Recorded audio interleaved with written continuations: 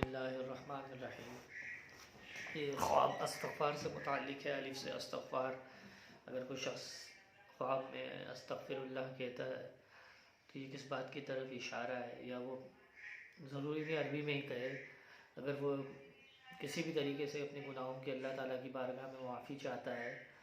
تو اس کی کیا تعبیر ہوگی؟ یعنی اگر کوئی شخص خواب میں استغفار کرے الف سے استغفار تو اس کی کیا تعبیر ہوگی؟ اس میں ابن سیرین علیہ رحمہ فرماتے ہیں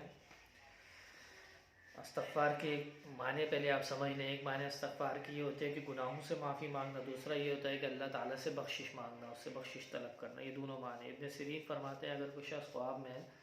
استغفار کرے تو دلیل ہے کہ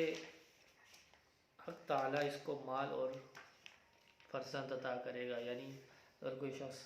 خواب میں دیکھتا ہے کہ وہ استغفار کر رہا ہے، اللہ کی بارگاہ میں توبہ کر رہا ہے، تائب ہو رہا ہے، تو یہ دو باتوں کی طرف اشارہ ہے۔ ایک تو یہ کہ اللہ تعالیٰ کی طرف سے اس کو مال ملنے والا ہے، یا اللہ تعالیٰ کی طرف سے اس کو اولاد ملنے والی ہے، فرزند ملنے والا ہے، کیونکہ اللہ تعالیٰ کی اس بات پہ اس طرف اشارہ ہے کہ وَاسْتَغْفِرُوا رَبَّكُمْ إِنَّهُ كَانَ غَفَّارًا يُرْسِلِ السَّمَاءَ عَلَيْكُمْ مِدْرَارًا وَيُمْدِدْكُمْ بِأَمْوَالٍ وَبَنِينَ وَيَجْعَلْ لَكُمْ جَنَّاتٍ وَيَجْعَلْ لَكُمْ أَنْهَارًا۔ اللہ تعالیٰ سے بخشش مانگو کیونکہ وہ بخشنے والا ہے، تم پر موسلادھار بارش کرے گا اور مال اور اولاد سے مدد کرے گا۔ یہ قرآنی آیت ہے اس بات کے اوپر، مال اور فرزند خواب میں استغفار کرنے سے متعلق۔ اب اس میں دوسرے محبت حضرت سیدنا امام جعفر صادق رضی اللہ تعالیٰ عنہ فرماتے ہیں خواب میں استغفار کرنا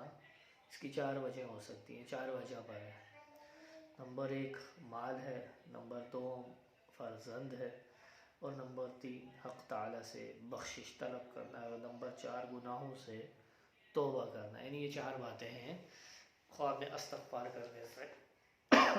متعلق۔ اگر کوئی شخص خواب میں دیکھتا ہے کہ وہ استغفار کرتا ہے تو اس سے یہ چار باتیں کی طرف اشارہ ہے۔ استغفار بہت لازم چیز ہے، امپورٹنٹ چیز ہے، اور انسان کو اس کو جاگتے ہوئے بھی لازم پکڑنا چاہیے، اور اللہ کی بارگاہ میں عز ہے، انکساری ہے کہ بندہ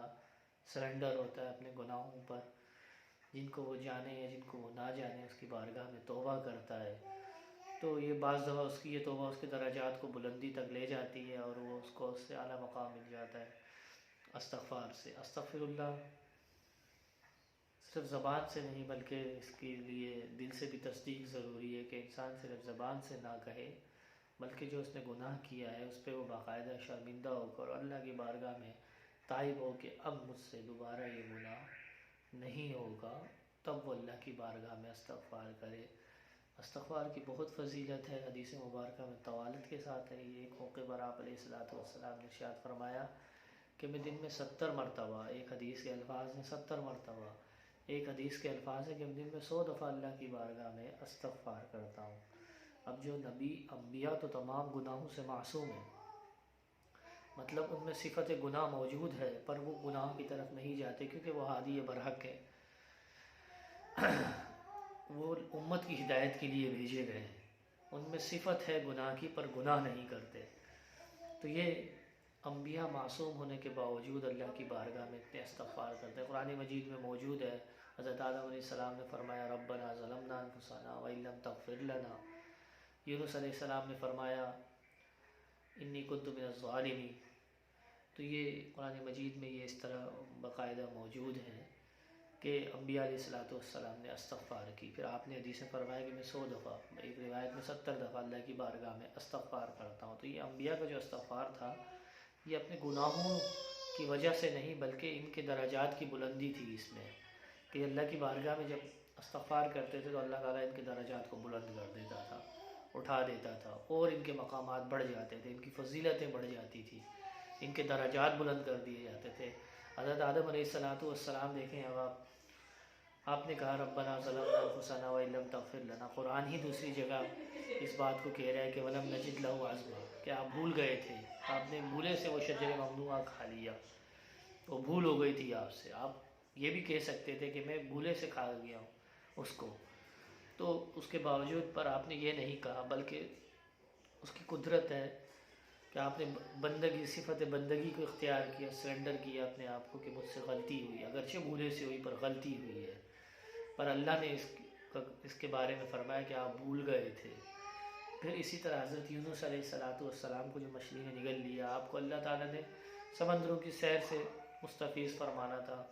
سمندری مخلوقات دکھانی تھی، آپ نے اللہ تعالیٰ نے اپنی حکمت کے مطابق آپ کو کشتی میں سوار کیا اور آپ کو اس میں ڈبو دیا۔ تو یہ جو بعض لوگ کہہ دیتے ہیں کہ انبیاء سے معاذ اللہ یہ گناہ سرزد ہوئے، یہ گناہ کیے، یہ گناہ نہیں تھے، یہ ان کی درجات کی بلندی تھی اور یہ نسیان تھا ان کے اوپر۔ ایک مثال ہے، آپ آج کے دور میں سمجھ لیں، حضور کی امتی ہے، اگر کوئی شخص روزے میں بھولے سے کھا لیتا ہے کیا اس کا روزہ ٹوٹ جاتا ہے؟ نہیں ٹوٹتا۔ کھانا کھا لے، پانی پی لے تو اس کا روزہ نہیں ٹوٹتا۔ بھول پہ کیا پکڑ ہے شریعت کی؟ کوئی پکڑ نہیں ہے، رخصت ہے بھول پہ، تو عذر ہے، رخصت دے دی گئی ہے کہ اگر کوئی شخص 4 رکعتیں پڑھ رہا ہے، 4 رکعتوں والی نماز میں 3 رکعتیں پڑھ رہا ہے، اس کو کامل یقین ہے کہ میں نے 4 کر دی ہیں، 4 پڑھنی ہے،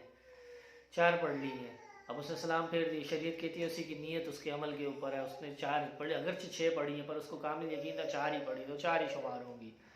وہ تو آٹومیٹک نفل میں چلی جائیں گی، اس کا کوئی ثواب نہیں ہوگا اس کو۔ تو اسی طریقے سے انبیاء جو ہیں وہ گناہوں سے معصوم ہیں، چاہے وہ حضرت سیدنا آدم علیہ السلام ہو یا سرکار دو عالم صلی اللہ تعالیٰ علیہ وآلہ وسلم کی ذات مبارکہ ہو۔ جتنے انبیاء اللہ تعالیٰ نے کم و بیش 1.25 لاکھ کے قریب تواتر کے ساتھ جو مبعوث فرمائے ہیں زمین پر، جتنے آئے سب ہادی برحق ہیں، سب کی کتابیں سچی ہیں، سب کی شریعت سچی، سب کا پیغام سچا، اور سب کی توحید وحدانیت رسالت سچی ہے، اور سب پر ایمان لانا امتی کے لیے ضروری ہے۔ اور جب تک کسی ایک نبی کا بھی انکار کفر ہے، کیونکہ اللہ تعالیٰ نے صاف فرمایا آمن الرسول بما انزل الیہ من ربہ والمؤمنون کل آمن باللہ وملائکتہ وکتبہ ورسلہ، تمام کتابوں پر ایمان لانا اور تمام رسولوں پر ایمان لانا، یہی ایمان ہے اور اسی کا نام یقین ہے۔ جزاک اللہ خیر، السلام۔